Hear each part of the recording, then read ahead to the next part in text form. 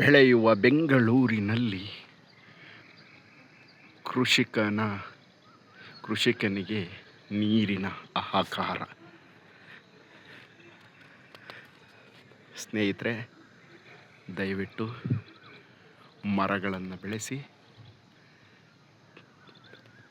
ನೀರಿನ ಹಾಹಾಕಾರವನ್ನು ತಪ್ಪಿಸಿ.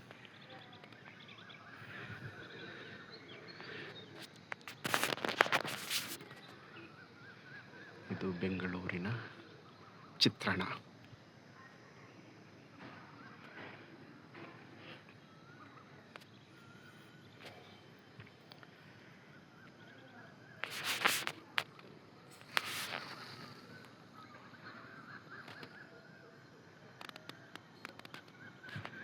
ಮುಂದೊಂದು ದಿನ ನಾವು ಈ ಬೆಳೆಯುತ್ತಿರುವ ಬೆಂಗಳೂರಿನಲ್ಲಿ ನೀರಿಗೆ ಭಾಳ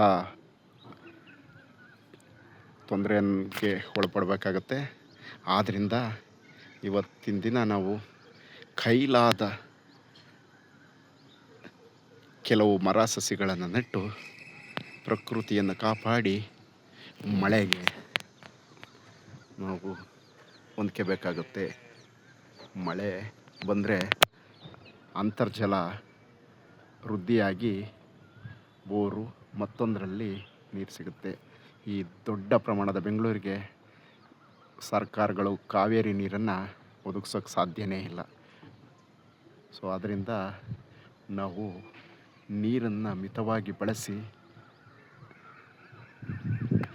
ಅದನ್ನು ಉಳಿಸೋದಕ್ಕೆ ಪ್ರಯತ್ನ ಪಡೋಣ.